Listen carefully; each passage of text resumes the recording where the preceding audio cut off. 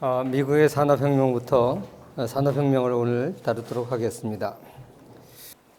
미국의 시대 구분을 하자면 이제 지난 시간에 봤던 식민지 시대가 있고, 그 다음에 이제 1776년부터 독립전쟁을 하게 됩니다. 그리고 남북전쟁이 19세기 중엽에 있게 되는데, 이 남북전쟁 시기가 이제 미국이 산업혁명이 완수되는 시기입니다. 그래서 이번 학기에는 이 남북전쟁까지 미국이 어떻게 발전의 기틀을 마련했는가, 여기에 대해서 살펴보도록 하겠습니다. 그 이후에는 여러분들이 커맨딩 하이츠를 통해서 현대 세계를 커버하도록 하겠습니다. 그래서 먼저 독립전쟁, 그리고 18세기 중葉까지 미국이 어떠했는가를 간단하게 살펴보겠습니다. 독립전쟁 이전까지 영국은 미국 식민지를 거의 방치해 놨습니다. 영국이 미국에 세금을 부과하는 것 때문에 독립전쟁이 일어났죠. 그래서 많은 사람들이 영국이 미국한테 세금을 굉장히 많이 부과한 모양이다, 이렇게 생각하는 경향이 있는데 사실 그렇지 않습니다. 거의 방치해 놨어요. 그런데 그래서 미국이 식민지 시대에 상당한 발전을 하게 됩니다. 그래서 경제사학자들은 이걸 유익한 방치다, salutary neglect, 유익한 방치다, 이렇게 그 이름을 붙입니다.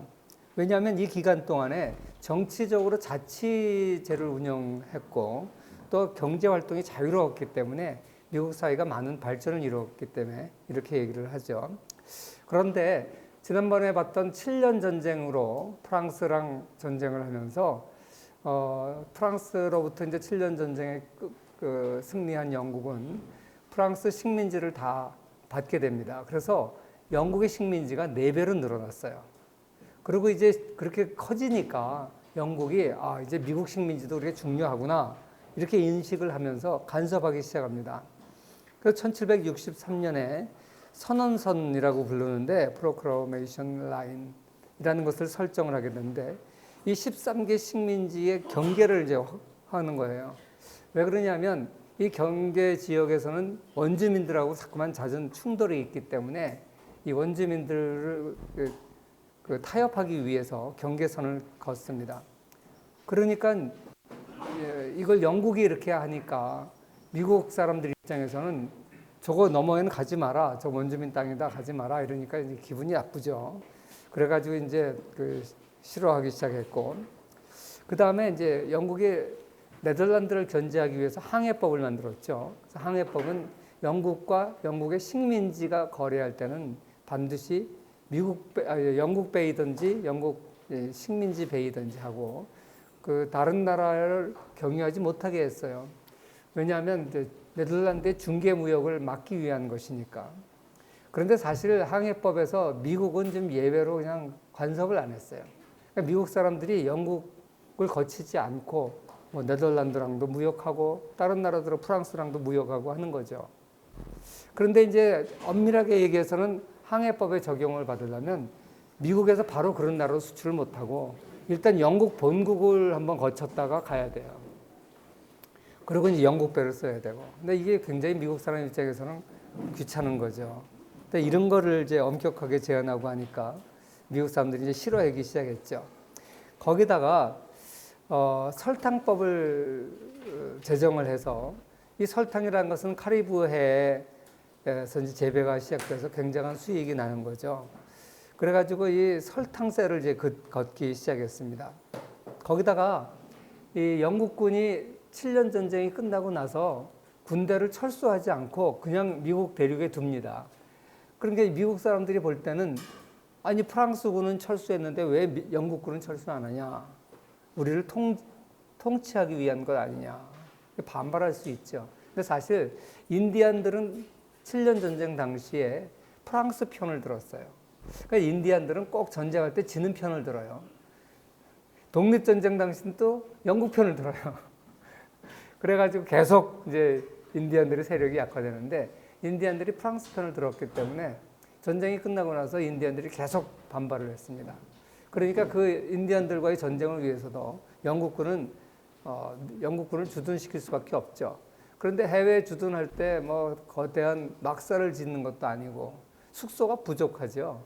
그러니까 이 영국군이 이동해 가면서 그때그때 숙소 마련을 못하니까 전쟁 때는 그러잖아요. 그냥 그 전쟁 지역에 있는 좋은 집들 할당 받아가지고 거기서 그냥 군인들이 기거를 합니다. 근데 숙사 할당법이라는 것은 영국군 병사가 필요하다고 하면 그 집을 내놔야 되는 거예요. 숙소로. 그러니까 이게 미국 사람들이 반발할 만하죠. 거기다가 이제 인지세법을 통과시켰어요. 인지세법은 뭐냐면 요새 우리 다 하는 거죠. 책 쓰거나 이럴 때 세금 내는 거예요. 책 뒤에다 인지를 붙이죠. 근데 이거는 특히 지식인들이 다 글 쓰는 사람들이기 때문에 지식인들의 반발을 많이 받았어요. 아무튼 그동안 세금이 하나도 없다가 이런 세금들이 생기니까 반발하기 시작한 겁니다. 그래서 이걸 대항하기 위해서 회의도 열고 그랬는데, 이게 반발을 하니까 영국이 이제 인지세를 취소시켰어요. 그 대신에 뭘 선언을 했냐면 13개 주는 이제 영국의 식민지니까 식민지에 과세할 권리는 이 자치정부, 미국 식민지 자치정부가 있는 것이 아니라 영국 의회가 있다. 이걸 선언을 했어요. 그러니까 이제 여기에 대해서 또 미국 사람들의 반발이 커진 거죠. 거기다가 타운센트 재무장관이 이 미국의 총독으로 오게 됐어요. 그러면서 이 사람이 또 종이, 납, 차, 페인트 이런데 간접세를 추가로 부과하게 됩니다. 뭐 간접세 우리나라에서는 부가가치세라고 부르죠. 이 물품에다가 붙이는 세금이에요. 사실 이 타운센트가 아담 스미스를 자기 의붓 아들의 가정교사로 채용한 사람이고 아담 스미스를 굉장히 좋아했던 사람이에요. 그런데 자유무역 정신을 굉장히 가지고 있던 사람인데 타운센트가 이 미국 식민지에 대해서 이런 간접세를 부과하게 되는 거죠. 이것 때문에 이제 결국 티 액트죠. 티에다가 부과한 것 때문에 독립전쟁이 일어나게 되잖아요. 그러니까 이제 반발을 하면서 여러 가지 이제 충돌들이 일어납니다. 그래서 이 보스턴 학살이라 그러지만 사실 영국군 병사가 서 있었는데 거기 가서 지나가던 논팽이 비슷한 친구들이 건드렸어요, 자꾸만. 그래가지고 이제 사건이 싸움으로 벌어지고 총을 쏘게 되고 그래서 이걸 학살이라고 이제 명명을 하는 겁니다.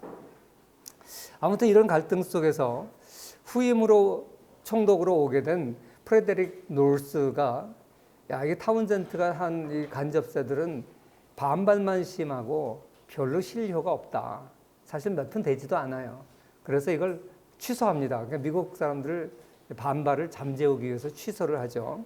그런데 딱 하나만 취소를 안 했는데 그게 뭐냐면 차에 부과한 간접세예요. 왜 그랬냐면 당시에 이 동인도 회사가 재정적으로 굉장히 어려웠습니다. 그래서 부도 직전까지 몰려가서 굉장히 많이 쌓여있는 저 홍차를 재고 처리를 하기 위해서 동인도 회사한테 영국 동인도 회사한테 미국에 대한 이 차 무역 독점권을 줍니다. 그건 동인도 회사를 살려주려고 한 건데 다른 새를 다 철폐했는데 차만 남겨놓으니까 이게 또 미웠던 거예요. 그래가지고 결국 보스턴 티 사건이 벌어지죠. 사실 이것도 세뮤엘 애덤스하고 친구들이 뭐 거의 술 먹고 술 취해서 장난기 어린 객기를 부린 거예요. 그래가지고 마치 아메리칸 인디안들이 한 것처럼 모자에다가 인디안 깃털 꽂고, 그 말도 안 되잖아요. 깃털 꽂았다고 갑자기 미국 사람이 뭐 인디안이 됩니까? 그리고 배에 습격해가지고 술 취한 김에 배에 있는 차를 다 바닷물에 빠지고 그런 거예요. 그런데 이제 여기에 대해서 이걸 이제 우리가 보스턴 티 파티라고 이것 때문에 독립전쟁이 시작된 거죠. 근데 영국이 이걸 갖다 그냥 넘어가질 않는 거예요. 저 손해배상 다 해라. 그 다음에 주동자를 다 재판해라.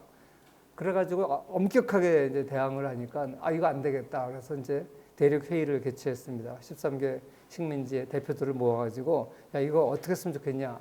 조지아를 제외한 12개 주 대표들이 모였습니다. 사실 이때만 해도 무슨 독립 같은 걸 할 생각도 전혀 없었어요. 그래서 이제 항의 서한을 보내고 이거 우리 식민지 일에 대해서 우리 식민지가 결정하겠다. 영국이 뭐 범죄인을 달라 뭐 이런 거 하지 마라. 이런 식으로 이제 처음에는 식민지 자치권을 확보할 목적으로 이제 항의 서한을 보내고 그랬는데 결국 이런 갈등이 생겨나면서 영국군과 충돌이 일어나기 시작합니다. 그리고 이제 이 세물 애덤스를 체포하라고 이제 명령을 했는데 이것이 알려지면서 야, 체포하란다. 그러니까 우리가 대응해야겠다. 그래서 민병대를 소집하게 되고 결국 영국군들과 충돌이 일어나게 됩니다.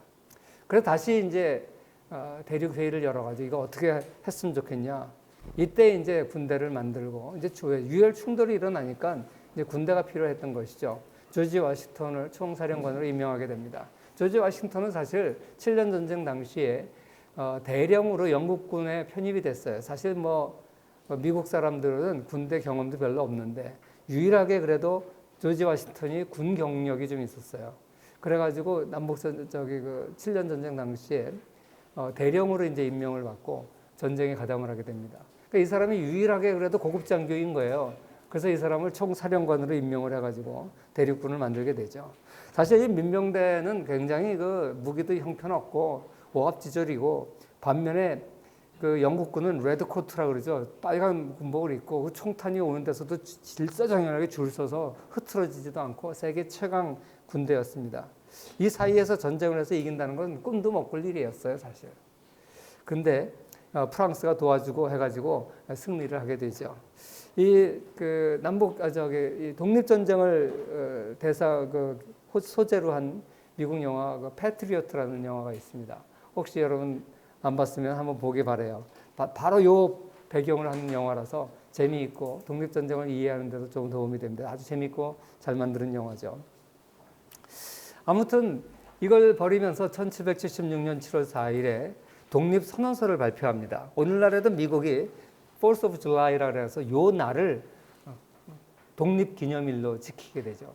사실 정작 독립한 것은 8년의 전쟁이 끝나고 나서 독립한 건데 미국은 이 선언서를 발표한 날을 독립기념일로 정하고 있습니다. 그래서 이 독립선언서가 미국에서 굉장히 중요한 헌법의 기초가 되는 문건이 되죠. 지난번에 필그림 파더들이 타고 왔던 그 메이플라워호 안에서 41명의 성인 남자들이 모여서 서약을 했다 그랬어요. 그 메이플라워 서약이라고 그러는데 그 서약에 의하면 도착하면 우리가 자치정부를 만들겠다. 근데 그것을 기초로 해서 이 독립선언서를 만들고 그렇게 해서 인간은 모두 태어날 때부터 평등하고 생명권, 자유권, 행복을 추구할 권리가 있다. 그래서 오늘날 중요한 민주주의 헌장으로 남아 있습니다. 이렇게 독립을 하게 된 미국은 사실 미국이 독립할 1776년, 1780년대 초 이때 영국에서는 한참 산업혁명이 일어나고 있었습니다. 그리고 몇 년 있다가 1789년에 프랑스에서 대혁명이 일어나죠. 지난번에 봤지만 독일은 이제 이때부터 이제 분열된 나라가 되어서 아직 통일이 되지 않은 상태였습니다. 러시아는 표트로 1세의 주재하에 막 통일돼가지고 굉장히 강대국으로 성장하고 있었고, 중국은 청나라 시대, 건륭제 시대인데 최고의 번영을 누리고 있었습니다. 이렇게 세계는 거대한 제국들이 지배하고 있었는데 미국 대륙에 있는 이제 갓 탄생한 식민지 연합체 미국, 이 나라는 이제 영국이 손을 뗐으면 옛날같이 다시 프랑스나 어느 나라가 자기네들을 지배할지도 모른다. 굉장히 두려움에 떨고 있었어요. 사실 그동안 미국이 발전한 것은 지역마다 이 영국과의 무역을 통해서 발전을 한 거예요. 특히 남부는 플랜테이션 농업이 발전하고 있었는데, 남부의 플랜테이션 농업이라는 것은 담배나 목화나 이런 그 상품 작물을 노예 노동을 이용해 가지고 대규모로 생산을 해서 그걸 유럽 시장에 특히 영국 같은 데 파는 거죠. 그러니까 영국과 관계가 나빠지면 당장 이 플랜테이션 농업이 타격을 입게 됩니다. 중부는 농업 지역이어서 농산물을 생산을 했고 이걸 이제 또 유럽에 팔았고, 북부는 농사 짓기에 적합하지 않아서 상공업을 발전시켰습니다. 주로 유럽 대륙으로부터 중요한 원자재들을 수입을 해왔고, 이렇게 각 지역이 영국의 자유무역의 보호 아래 유럽의 물건을 팔아먹으면서 살고 있었는데, 자 이제 영국하고 원수지간이 되니까 영국의 도움 없이 어떻게 생존할 것이냐, 상당히 위기감을 느끼게 됐어요. 이 13개 주들은 자치주였고 아직 연맹이 형성되지 않았어요. 통일 화폐도 없고 독자적인 외교 정책도 없고 과연 이 어려운 현실을 어떻게 타개할 것이냐. 이것이 미국 사람들의 걱정이었고 불안이었습니다. 그래서 1787년 필라델피아에 모여서 안 되겠다. 우리가 연방 정부를 구성하자. 그래서 이 재헌 회의를 열게 되고 마침내 워싱턴을 총사령관이었던 워싱턴을 의장으로 선출합니다. 우리나라가 재헌의회 때 처음으로 이승만 대통령을 그때는 대통령이 아니죠. 의회 의장으로 선출을 했죠. 그래서 먼저 의회를 만들고 헌법 만들고 그러고 나서 헌법화해서 대통령 선거하는 거죠. 마찬가지로 그런 절차를 거쳤습니다. 워싱턴은 상당히 상징적 인물이 됐습니다. 전쟁을 승리로 이끌었다 해가지고 상징적 인물이 됐는데 당시 세계에는 왕밖에는 몰랐어요. 그래서 워싱턴이 이제 전쟁이 끝났으니까 총사령관직을 사임을 하고 물러나려고 그러니까 불안한 대표들이 당신이 우리의 왕이 되라. 통일을 하는 어떤 구심체가 있어야 된다. 당신이 왕이 되라. 그런데 워싱턴은 나는 왕 안 한다. 그리고 마운틴 버넌으로 돌아가서 자기 농장으로 돌아가서 농장주로 돌아가 버렸어요. 그래서 사람들이 거절하면 더 매력을 느끼는 것 같아. 아, 멋쟁이. 그러면서 막 더 당신 제발 우리 왕 좀 돼달라. 난 왕 싫다. 그러니까 왕 싫으면 그럼 대통령 해라. 대통령이 뭐냐? 뭐 그런 거 있다 해라. 그래서 대통령이 됐어요. 그래서 그것도 딱 한 번 대통령하고 난 그만한다고 딱 돌아갔어요. 그래서 이게 이제 미국의 전통이 돼가지고 그 다음에 나중에 이제 재선까지는 가능하게 이제 법을 바꿨지만 이게 아직 그래서 국부로 추앙을 받는 거죠. 아무튼 이 헌법을 만들고 그래서 이 국가의 주권은 연방 정부가 갖고 각 주는 자치권을 갖는다. 그리고 연방 정부는 각 주를 간섭하지 못한다. 이런 법을 만들어서 오늘날 미국의 연방제가 탄생하는 겁니다. 아직까지는 주간에 이제 무역 장벽도 있고 여러 가지 불편한 게 많았어요. 그런데 이런 경제 헌법을 만들어 가지고 연방 정부가 공동 시장을 만들고 통일된 시장과 화폐제도, 조세제도를 만들게 되면서 이제 미국의 발전의 기틀이 만들어지게 됐습니다. 이런 과정에서 영국이 가지고 있는 그 연방제 자유주의 제도를 그대로 이제 도입을 하게 되는 거죠. 이러면서 18세기 말까지 미국이 이제 발전을 하게 되는데 이 남부 농장이 이제 그 전에는 담배 같은 걸 많이 키웠는데 이제 면화를 키우고 그리고 이제 또 서쪽 지역까지 점점 영토를 확대해 나가기 시작합니다. 미국은 13개 주에 대해서는 경계를 확보했지만 나머지 프랑스로부터 할양받은 중부의 어마어마한 식민지가 있었어요. 이 땅들은 이제 제대로 정비를 해야 되겠다. 그래가지고 이 땅들을 또 10개의 주로 나누고 측량을 하고 여러 가지 교육 공공시설을 집어넣고 그리고 이걸 갖다가 원하는 사람들한테 판매를 하고 그래서 그걸 위해서 공유지 조례를 만들어서 이 공유지 조례에 입각해서 철도를 건설할 경우에 이 철도 건설비를 주기 위해서 이 철도의 일정 부분들을 철도가 지나가는 땅에 철도가 이렇게 지나가면 이렇게 땅을 나눠가지고 이 땅들을 철도회사한테 주는 거예요. 공짜로. 그래서 철도회사는 그 땅을 받아서 팔아서 이 철도 건설 경비를 마련하고 그래서 이 철도가 지나가는 쪽은 아무래도 발전이 되기 때문에 이 나머지 땅들은 이제 민간인들한테 불화를 하고 이런 식으로 어떤 법적 근거를 이제 만들게 되죠. 그러면서 철도 붐이 일어나면서 미국이 발전을 하게 됩니다. 자, 이렇게 발전을 하기 시작하다가 미국이 제일 발전을 많이 하는 시기가 남북전쟁 시기입니다. 1861년부터 65년까지. 미국 사람들이 이걸 시빌 워라고 부르는데 우리는 남북전쟁이라고 부르죠. 그래서 이 남북전쟁이 왜 일어날 수밖에 없었는가. 우리가 다 알다시피 미국은 남쪽은 플랜테이션 농업을 했기 때문에 노예를 쓸 수밖에 없었습니다. 그런데 미국의 사상은 자유주의입니다. 이 자유주의와 노예제도라는 것은 병립할 수 없는 제도예요. 모순되는 거죠. 그런데 워낙 남부의 큰 주들이 노예제도를 시행하고 있는데 그거 하지 말라고 할 수가 없는 거예요. 그러면 식민지들 간에 주들 간에 갈등이 생기는 거죠. 그래서 이걸 봉합하고 그냥 내비로 뒀었어요.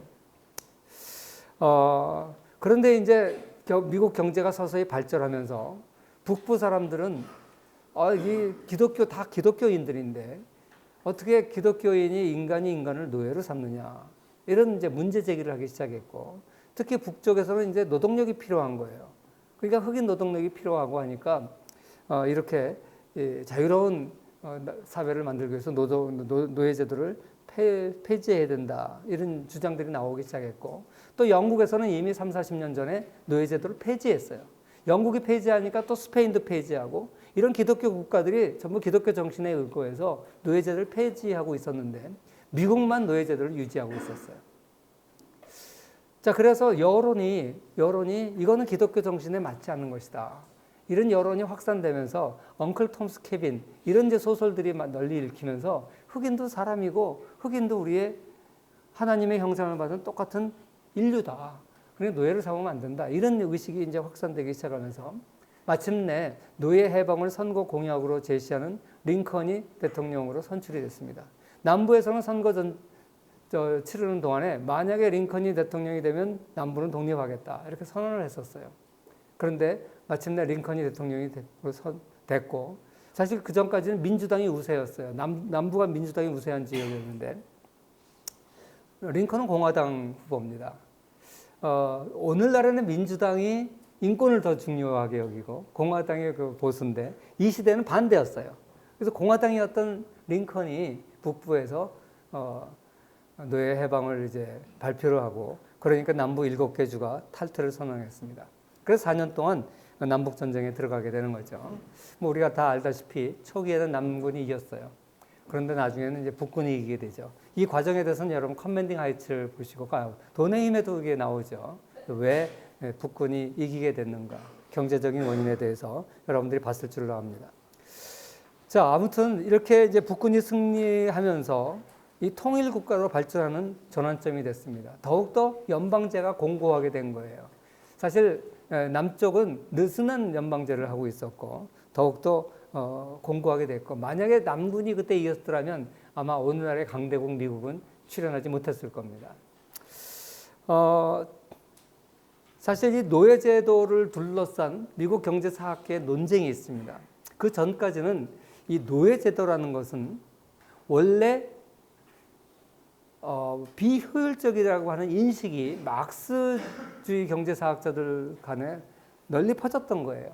우리가 알다시피 노예들은 생산성이 낮습니다. 왜? 강제로 하는 노동이잖아요. 그건 무슨 생산성이 높겠어요. 감독이 안 보면 게으름 피운다고요. 그래서 원래 노예제도는 생산성이 낮다라고 하는 것이 정설이었어요. 그래서 어차피 링컨의 노예 해방이 없었더라도 노예제도는 생산성이 낮은 제도이기 때문에 언젠가는 없어질 제도였다. 단지 남북전쟁을 통해서 그 시기가 좀 당겨졌을 뿐이다. 이렇게 일반적으로 생각을 했었어요. 학자들이 그렇게 생각을 했어요. 그런데 포겔하고 앵걸만이라고 하는 두 교수가 미국의 남부에 있었던 노예제도의 생산성에 대한 연구를 했습니다. 과연 그때 당시에 남부의 농업 생산성이 북부에 비해서 낮았을까? 이 사람들이 내린 결론은 뭐냐면 그렇지 않다는 거예요. 그래서 그 책이 타임 온 더 클로스라는 제목으로 나왔습니다. 타임 온 더 클로스, 그러니까 잘못하면 클로스 교차로의 시대? 타임? 이렇게 이제 번역하기 쉬운데, 시간? 이게 클로스 그러면 십자가죠. 더 클로스가 바로 예수님이 달려 죽은 십자가예요. 더자가 붙으면. 그게 고난을 의미합니다. 고난의 시절에 그 타임 온 더 클로스, 고난의 시절이라는 뜻으로 번역할 수 있어요. 이 책이 아직 우리나라에 번역이 안 돼서 번역서 제목이 없는데 아무튼 그런 의미입니다. 포겔하고 앵걸만은 이제 세계 노예제도의 대가죠. 그리고 포겔은 1993년에 노벨 경제학상을 받은 하버드 대학 교수입니다. 이 사람들의 연구 결과는 뭐냐면 노예제도는 결코 비효율적이지 않았다. 그리고 남부의 노예들의 삶의 질이 북부의 농업 노동자들보다 좋았다. 간혹 농장주 중에서 노예를 이렇게 가혹하게 착취하는 사람도 있었지만 상당수의 농장주들은 부유했기 때문에 흑인 노예들을 인간적으로 다루었고, 무슨 자녀들을 낳으면 자녀를 따로 띄어서 팔고 이런 비인간적인 것을 한 사람도 간혹 있고, 특히 소농들 중에는 그런 사람도 있었지만 대부분의 대농 플랜테이션 대농주들은 그렇게 하지 않았다. 완전히 다른 결과를 이제 낸 거예요. 이것 때문에 미국이 발칵 뒤집혔습니다. 아니 기독교 국가인 미국이 노예제도를 찬양했다. 그래가지고 난리가 났어요. 그래서 이걸 한 20년에 걸쳐서 수백 여 편의 논문이 발표되면서 과연 타임 앤더 클로스에 나오는 그 논문들의 근거가 되는 자료들이 타당하냐, 이걸 이제 검증하고 이런 논쟁이 미국 경제사학회에서 한 20년간 있었습니다. 그래서 많은 이제 자료들이 좀 이 자료는 좀 문제가 있다, 저 자료는 문제가 있다, 이런 식으로 논란이 있었지만 20년 논란 끝에 결국 이 사람들의 주장은 크게 수정되지 않았습니다. 그래서 미국의 노예제도가 사라진 이유가 비효율적이어서 사라진 것이 아니다라는 것이 오늘날 정설입니다. 결국 이 종교적인 신념, 그리고 그 종교적인 신념을 가진 사람들이 많다 보니까 그걸 정치적으로 확정시킨 사람이 링컨일 뿐이죠. 그래서 미국 사람들의 종교적인 신념 때문에 노예제도는 없어진 것이다, 이렇게 결론을 맺었습니다.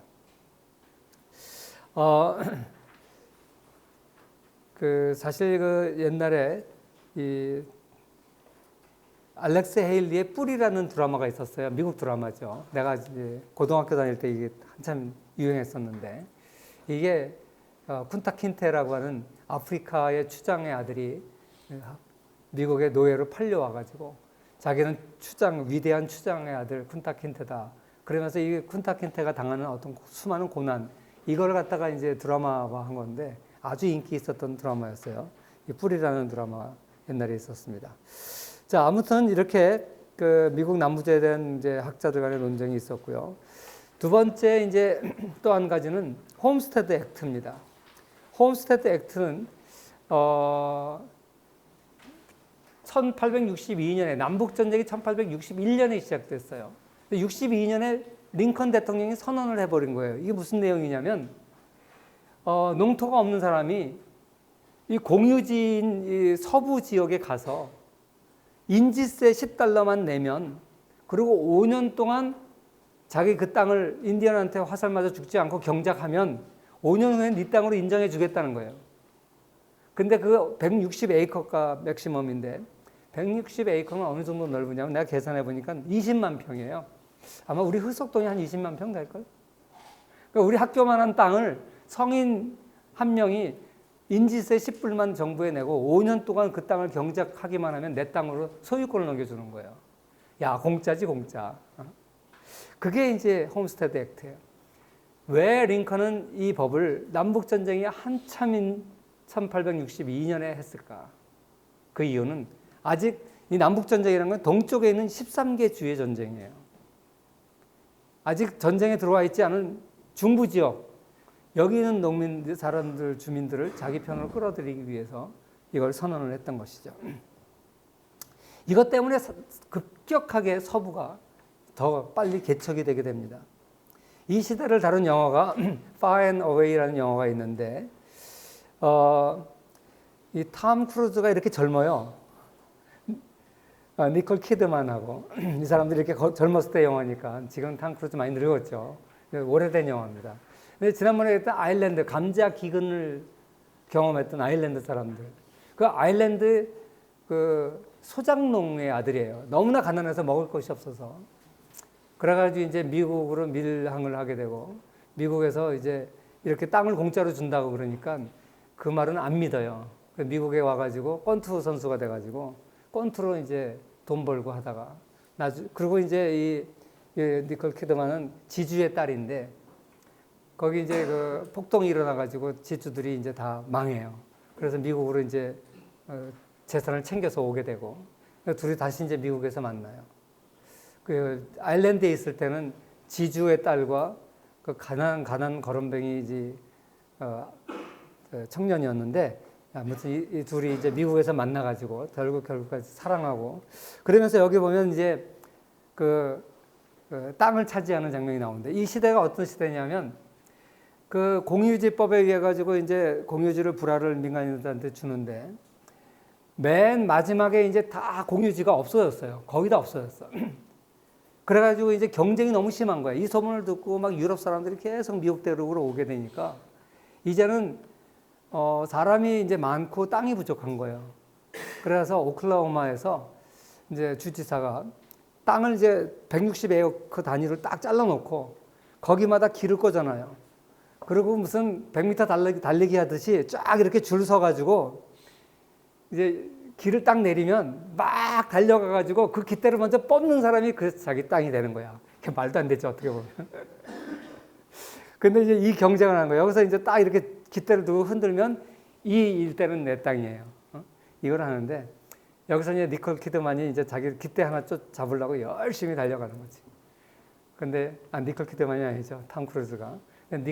니콜 키드만 아버지는 반칙을 해. 왜? 늙어가지고 이제 달릴 힘도 없고 미리 딱 숨어 있다가 미리 가서 깃대 딱 들고 자기 땅 흔드는 거예요. 뭐 그런 하여간은 그런 영화인데, 그래서 이 시대 홈스테드 액트를 배경으로 한 영화라서 그냥 소개를 했습니다. 혹시 여러분 주말에 보고 싶은 사람이 있으면 이런 거 보세요.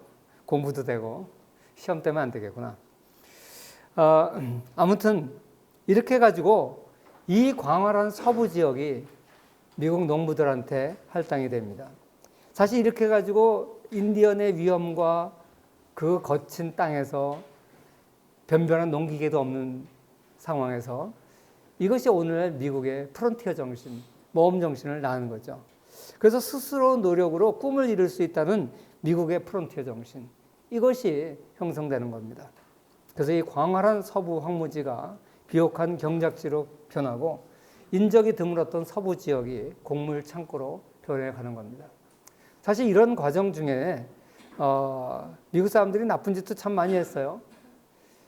그 북미 대륙의 들소를 다 몰살시켜 버렸죠. 여기 보시다시피 이게 들소 머리 뼈예요.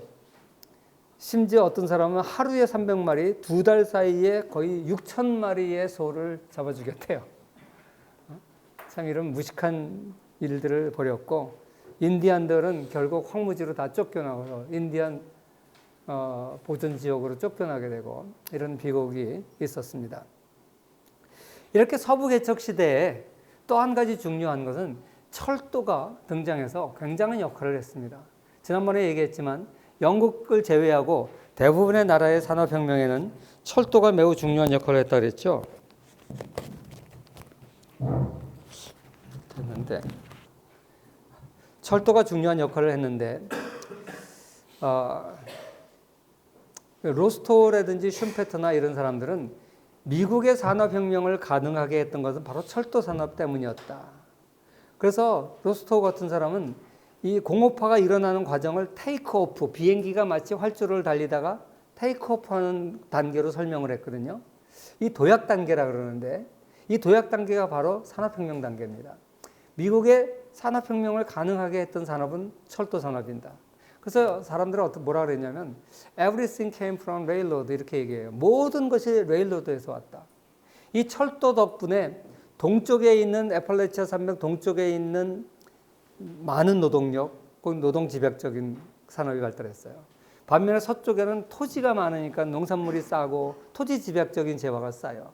이렇게 서로 비교 우위가 다른데 철도가 건설됨으로 인해서 서로 유익한 싼 비교 우위의 산업들이 서로 연결이 되면서 미국이 비약적으로 발전하게 되고 철도 건설 자체가 건설 경기를 불러일으키죠. 토목공사를 해야 되고 철도를 깔아야 되고 수많은 노동력이 투입되고 그리고 철을 생산하기 위해서 철도는 전부 철이잖아요. 레일도 그렇고 기관차도 그렇고 그러니까 철공업이 발달하게 되고 그리고 철도는 어마어마한 자본이 소요되기 때문에 개인 돈으로 못해요. 그래서 주식회사가 발달하게 되고 회계법이 발달하게 되고 이 철도 시간을 결정하려고 하다 보니까 미국의 오늘날의 표준시 이게 다 철도 때문에 생겨나고 주식시장이 활성화되니까 주식거래소가 또 활성화되고 복식부기가 발전하고 뭐 이런 everything 모든 것이 철도 산업 때문에 가능했다. 이렇게까지 얘기할 정도로 철도 산업을 indispensable이라는 단어를 써요. 미국이 산업혁명을 하는데 필수 부가결한 산업이었다. 그래서 이 철도 산업의 시너지 효과 이걸 굉장히 강조를 많이 했었습니다. 그런데 아까 그 노예제도를 연구했던 포겔이 이번에는 또 피시로우라고 하는 다른 학자와 함께 정말 철도 산업이 그렇게 중요했을까? 그래서 이걸 수량적으로 연구를 했어요. 그 이전은 철도 산업이 사회에 미치는 외부 경제 효과가 너무나 크기 때문에 철도 산업에는 막대한 정부 지원이 들어갔어요. 왜? 외부 효과가 있을 때, 외부 경제 효과가 있을 때는 지원을 해줘서 시장 균형보다 더 생산이 많이 되도록 하는 것이 전체 사회 균형에 바람직하잖아요. 그래서 이렇게 외부 경제 효과가 크다라고 판단을 했기 때문에 연방정부 예산이나 주정부 예산을 철도 건설에 굉장히 많이 보조를 줬어요. 그런데 이 두 사람이 연구를 해서 정말인가 연구를 해보니까 그렇게 안 커. 그 소리는 뭐예요? 그동안 예산이 낭비됐다는 소리죠. 그래서 이 연구를 쭉 해가지고 철도 산업이 미국의 산업혁명에 어느 정도 긍정적인 영향을 준 건 사실이다. 그러나 철도가 없었으면 미국의 산업혁명이 불가능했다라는 명제는 잘못됐다. 그리고 그동안 지나치게 철도 산업의 외부 경제 효과에 대해서 평가를 했기 때문에 그로 인해서 너무 많은 예산이 낭비가 됐다. 이런 결과를 발표했어요. 이 사람들이 이런 결과를 발표하면서 얘기하는 게 철도가 가져왔던 수많은 경제적 효과는 그 10년 전에 시작되던 운하 건설 붐으로 인해서 사실 이미 있었던 거다. 사실 철도 건설이 1870년에 붐이 일었는데 그 이전 1860년대에는 운하광 시대라 그래요. 운하 건설 붐이 일었어요. 이 운하라는 것은 이때 당시에는 이런 거예요. 물에다가 배를 띄워놓고 여기다가 짐 싣고 말로 끌고 가는 거예요. 최초의 운하가 에리 운하인데 지금으로 보면 지금 우리 4대강이나 이런 거하고 달라요. 운하라는 게 그때 증기기관도 제대로 없었기 때문에 엔진도 없는데 어떻게 배가 가요? 노져서 갈 수는 없잖아요. 말이 끌고 가는 거예요. 그런데 이 운하라는 게 우스운 게 아니에요. 일단 저 운하를 건설을 하려면 관문을 설치해야 되고 그래서 이것도 상당히 많은 토목 건설이 들어가요. 강이 있는 데는 강을 이용하지만 강이 없는 데는 강과 강의 지류를 연결해야 되니까 엄청난 토목 공사가 들어가요. 저는 이런 식으로 말이 끌고 가는 건데 마차에다 싣고 가는 것보다 배에다 싣고 가면 수십 배를 더 운송할 수가 있어요. 그러니까 무거운 곡물이나 석탄이나 이런 걸 운송하려면 마차 가지고는 어림도 없는데 운하 가지고는 가능해요. 마차도 어차피 속도가 느리기 때문에 큰 속도 차이는 없어요. 그리고 시간이 이렇게 지금처럼 중요한 시대가 아니기 때문에 싸게 운반만 하면 되는 거예요. 그래서 이 운하가 상당한 경제적 효과가 있었습니다. 그래서 이 운하가 건설돼서 운하를 통해서 건설한 회사들이 투입된 자본보다 더 많은 수익을 올리는 거예요. 그러니까 너도 나도 운하를 건설하기 시작해가지고 미국의 운하 건설 붐이입니다. 그래서 미국 경제가 상당히 이제 붐이 일어났는데 나중에 10년 후에 등장하게 된 철도는 이 운하가 이미 닦아놓은 길 옆을 달렸을 뿐이에요. 내가 어디 가서 사진을 찍어왔는데 이 운하가 가던 옆에 철도가 가요. 철도도 편편해야 가잖아요. 운하도 편편한 지역을 갑니다. 그러니까 결국 철도는 이 운하가 만들어 놓은 것에 약간 편승한 거였고 철도가 건설이 가져오는 붐의 상당 부분은 이미 운하에 의해서 시작이 됐었다. 그래서 철도가 없었더라도 운하가 상당한 역할을 했고 그동안 철도의 역할이 과대평가됐다. 이런 얘기를 했던 것이죠.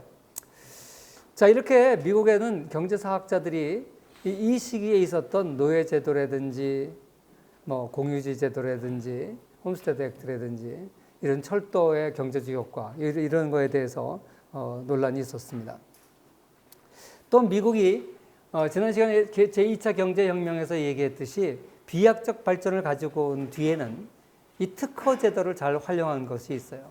사실 잉글랜드 의회가 1623년에 이 특허 제도를 만들었어요.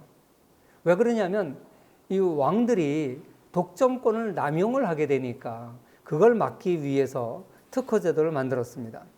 그런데 사실 이걸 더 활성화시키고 널리 보급하게 된 게 미국이에요.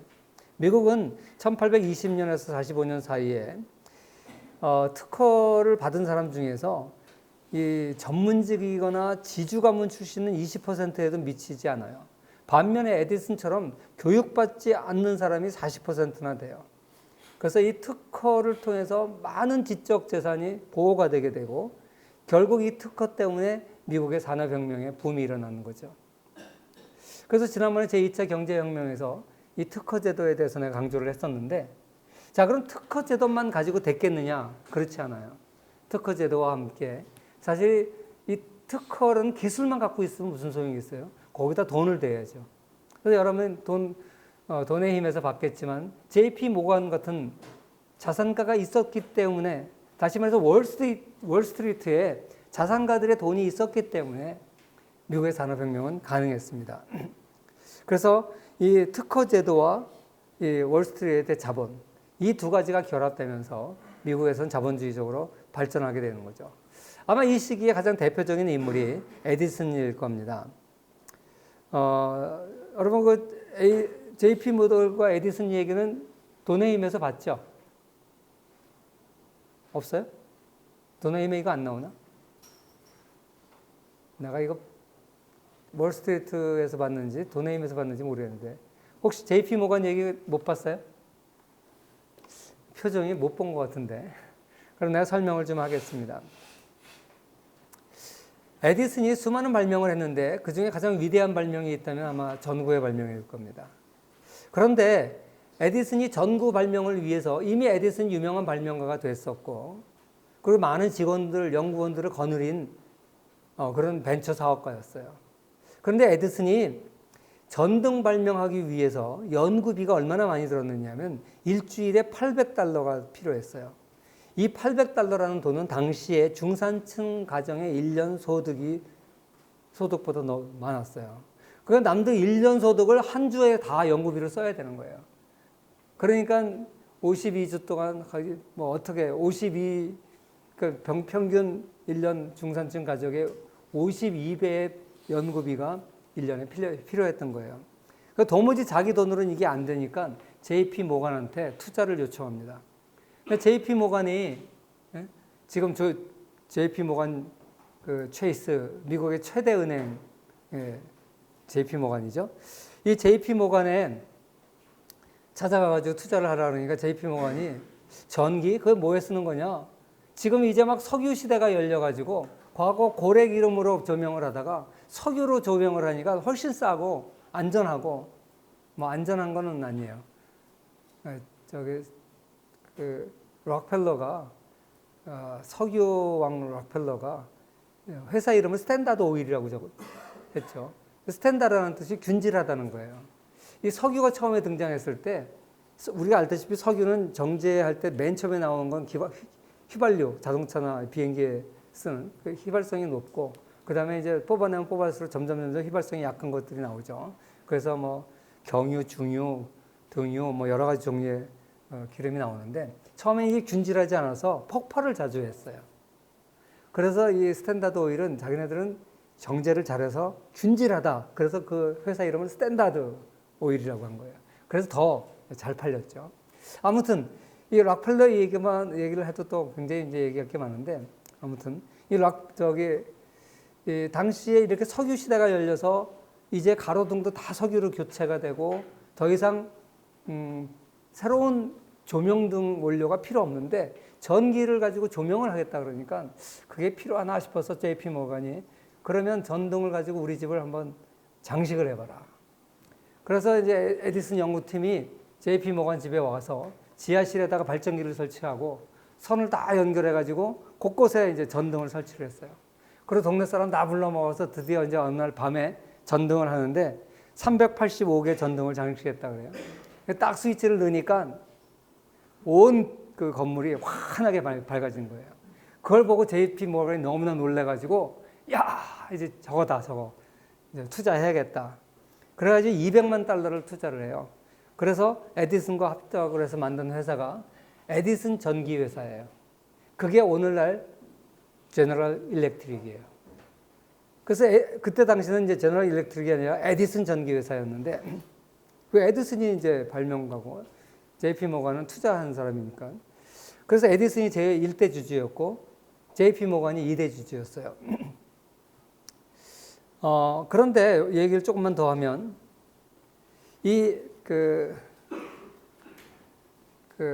에디슨이 직류를 고집했어요. 에디슨의 연구원 중에 테슬라가 있었어요.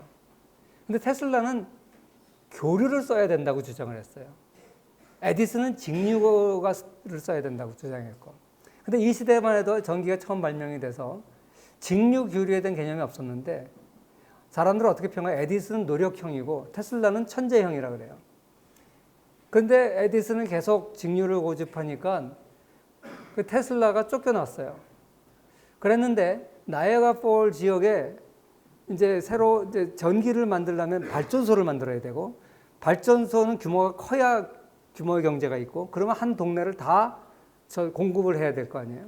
그래서 거기에 어마어마한 이제 발전 설비를 집어넣는데 거기에 모집을 했어요. 그런데 테슬라가 나가가지고 다른 투자자들과 합해서 테슬라 전기회사를 만들어서 응모를 한 거예요. 그 에디슨 전기회사에서도 응모를 하고 입찰을 하고 그랬는데 JP 모건의 입장에서는 누구 얘기가 맞는지 모르는 거예요. 자기는 자본가지 기술자가 아니니까. 그런데 거기서 테슬라를 손을 들어줬어요. 그래서 테슬라가 채택이 됐어. 그래서 교류가 거기 채택이 됐어요. 그걸 딱 보고 에디슨이 테슬라가 맞구나 감을 잡고 에디슨이 없는 사이에 전기회사 주식을 싹 사모았어요. 그래서 에디슨을 잘라버렸어. 그래서 회사 이름을 에디슨 전기회사를 제너럴 일렉트릭으로 바꾼 거예요. 그래서 에디슨하고 JP 모건하고 원수가 됐어요. 그런 이제 비화가 있고 또 JP 모건이 초기에 이렇게 엄청난 투자를 하니까 그때 당시에 JP 모건의 아버지가 더 실권자였어요. JP 모건의 아버지는 JP 모건은 어려서 6살 때부터 훈련을 시켜가지고 후계자로 양성을 했는데 이때 당시에는 아직 그 아버지가 더 실세였어요. 근데 그 아버지가 볼 때는 전기적으로 엄청나게 많은 돈을 투자해야 되고 왜? 발전소를 세워야 되니까. 그리고 요새같이 그 국가가 해야 되는 어마어마한 사업인데 그거 전신주를 세워야지 다 전선을 보내야지 거의 밑빠진 독에 물 붓기식으로 어마어마한 돈이 투입이 되니까 아버지가 볼 때는 저거 쓸데없는 짓이에요. 그래서 너 그거 투자하지 마라. 근데 아버지가 이렇게 명령을 하는데 JP 모건이 자꾸 이제 고집을 피웠어요. 그러니까 아버지가 어느 날 화를 내면서 내가 유럽 여행 가는데 유럽 여행 갔다 올 때까지 그 주식 다 처분해. 더 이상 투자하지 마, 전기에. 이러고 유럽 여행을 갔어요. 그러니까 JP 모건 고민이에요. 야, 이거 큰일 났다, 이거. 아버지가 올 날이 하루하루 다가오는데 자기는 이거 전기에 다음 세대의 미래가 있는 것 같은데 아버지는 생각이 다르고 막 고민하고 있는데 어떤 일이 벌어진 줄 알아요? 아버지가 유럽 여행 갔다 죽어버렸어. 그래가지고 이제 투자를 할 수 있게 된 거예요.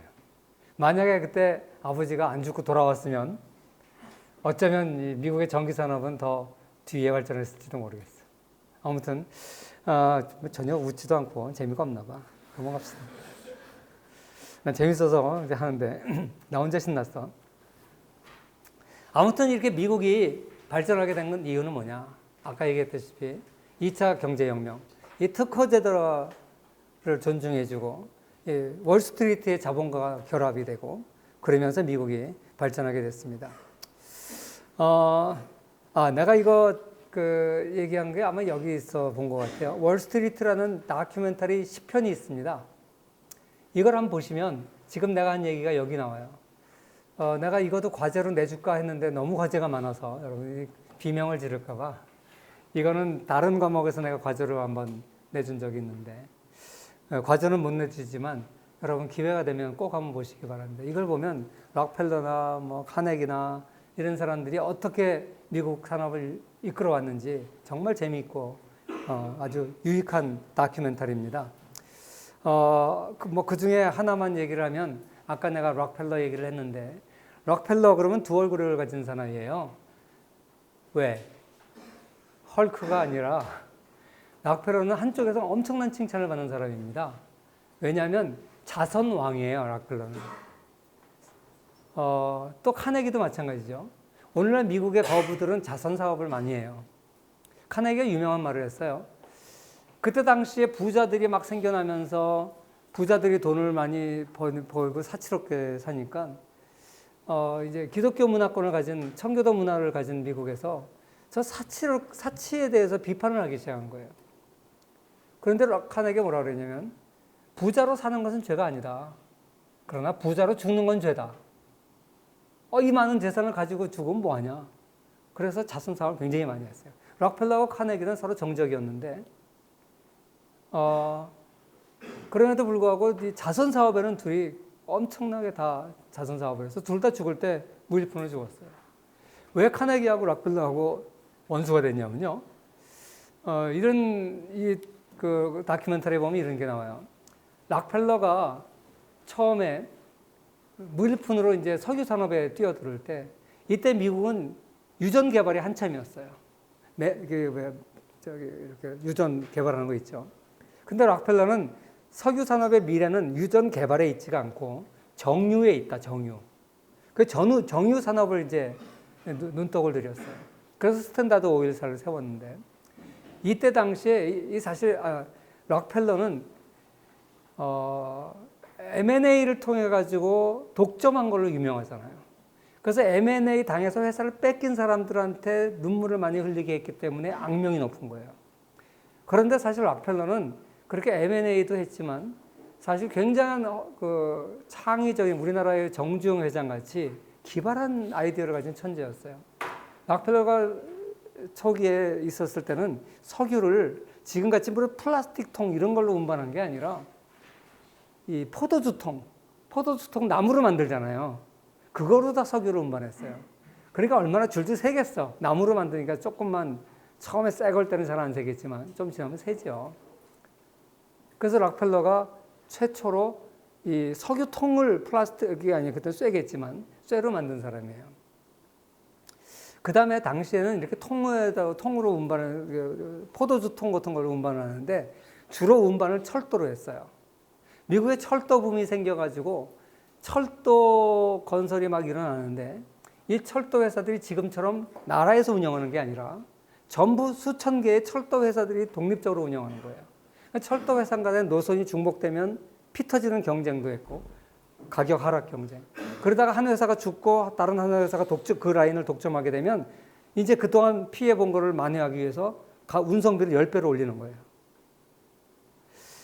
이렇게 운송비가 들쑥날쑥해서 아주 어려움을 겪고 있었는데 그런데 또 철도회사 입장에서는 제일 운송 물자에서 많은 그 화물을 공급하는 게 그 밀 이런 농산물하고 그 다음에 석유예요. 석유를 전부 철도로 운송했으니까. 그러니까 철도회사하고 이 석유회사하고 서로 어떻게 보면 서로 돕는 관계인데 록펠러가 딱 아이디어를 낸 건 뭐냐면 철도 몇 차량을 독점을 하고 아예 그냥 차뜨기를 얻는 거예요. 그래서 내가 공급 물량을 무조건 5차량을 채울 테니까 가격을 나를 안정적으로 남들보다 절반 이하 가격을 달라. 그러면 철도회사 입장에서는 어차피 빈 기차로 가느니 반값이라도 채워야 돼요. 그러니까 계약을 맺는 거죠. 그 다음에 이제 록펠러는 동업자들을 찾아가요. 나는 철도 운반비를 절반으로 깎을 수 있다. 그러니까 나랑 동업하자. 그러니까 이 철도 운반비가 많이 들었던 당시 석유산업업자들은 록펠러랑 동업을 하는 거예요. 그러니까 트러스트를 만드는 거예요. 그래서 록펠러랑 트러스트를 만들면 석유 가격이 운반비가 싸지니까 단가가 싸게 공급할 수 있고 경쟁력을 얻을 수 있잖아요. 그리고 이걸 통해서 이제 록펠러는 트러스트를 형성하면서 많은 회사를 규합하기 시작해요. 그래서 록펠러가 어마어마한 이제 석유 공급자가 되니까 철도 회사가 가만 보니까 록펠러 입장에서 이제 물량이 많으면 많을수록 철도 운반비를 깎을 수가 있는 거예요. 그래서 계속 낮춰달라 요구를 하는 거죠. 그러니까 철도업자들이 가만 보니까 저 록펠러만 좋은 일 시켜주거든. 그래서 철도업자들이 단합을 해요. 담합을 해가지고 이제 철도 산업과 석유 산업이 경쟁 체제로 들어가게 돼요. 그러니까 록펠러가 철도 회사를 가만히 보니까 저걸 죽이지 않으면 자기가 안 되겠거든. 그래서 어떤 일을 하냐면 왜 그런 말 있잖아요. 팔 하나 자르더라도 상대방을 죽이면 내가 이기는 거잖아. 그러니까 어떤 철도 회사를 죽이기 위해서 그 철도 회사에 물건을 싣는 석유 회사를 정유 회사를 문을 닫아버려요. 그 바람에 그 철도 회사가 망해요. 그런데 그 철도 회사의 사장의 급사로 일했던 사람이 카네기야. 그러니까 카네기는 자기를 돌봐주고 어릴 때부터 급사를 하면서 카네기를 키워준 그 사람 이름을 잊어버렸는데 그 사업가가 록펠러랑 경쟁하면서 망해요. 그래서 카네기가 이제 록펠러한테 복수를 해야겠다. 그러면서 이제 카네기가 이제 또 철도 산업에 뛰어들었다가 카네기는 이 철도를 가만히 보니까 이 철이 중요하거든. 그런데 철교를 만들 때 옛날에는 철교가 아니었어요. 나무로 만들었어요. 그런데 저거를 쇠로 만들면 좋겠다. 그런데 쇠로 만들려면 일반 무쇠는 안 되고 강철이어야 돼. 그래서 강철을 이제 개량을 하기 시작해요. 그래서 카네기가 철강왕이 되는 거예요. 처음에는 이 철도 회사에 있었어요.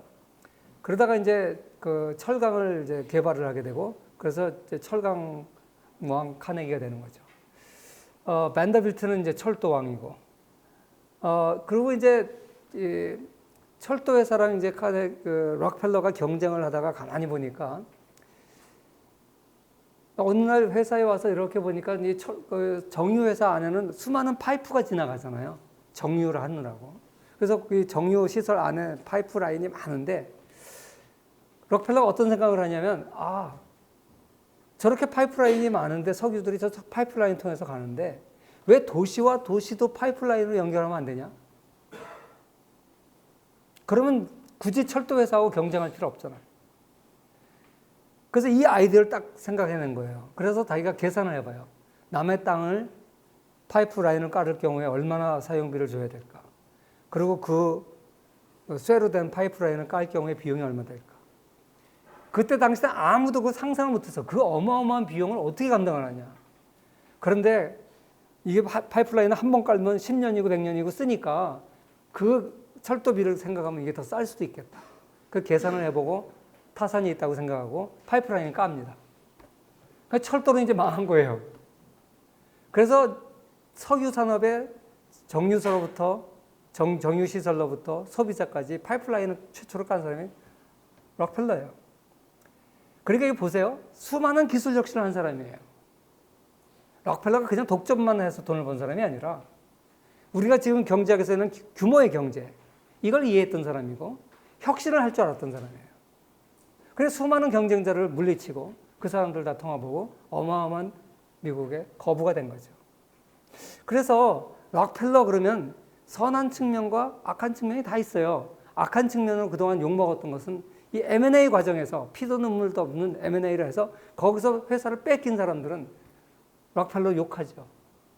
근데 록펠러가 미국 경제에 가져다 준 공헌은 어마어마합니다. 또 록펠러는요, 자기 전 재산을 사회에 환원했거든요. 록펠러가 51세가 되는 해에 전 세계 최대 부자가 됐어요. 그랬는데 40대 초반에 미국 최고 부자가 됐고 50대 초반에 세계 최고 부자가 됐는데 사형 선고를 받았어요. 병원에서. 당신 이제 1년밖에 못 산다. 야, 모처럼 이제 여기까지 올라왔는데 가난뱅이에서 세계 최고 부자까지 됐는데 이제 1년밖에 못 산다는 게 얼마나 허망합니까? 그래서 록펠러가 병원에 가서 정기검진을 받으러 가 있었는데 한쪽에서 막 싸워요. 왜 싸운가 보니까 그쪽에 그때만 해도 미국에도 선불하지 않으면 수술 안 해줬어요. 지금 미국 그렇지 않아요. 수술부터 해주고 나서 청구를 합니다. 근데 우리나라는 지금 돈부터 내야 수술해주죠. 미국도 그땐 그랬어요. 뛰어먹는 사람이 많으니까. 그런데 이제 돈을 안 낸다니까 그냥 자기 아이 수술해달라고 엄마가 계속 비는 거예요. 근데 병원 측에서는 못 해준다. 울고 하는 모습을 이렇게 보고 있다가 비서를 시켜서 저 수술비를 대신 내주라 그럽니다. 록펠러한테는 껌값이죠.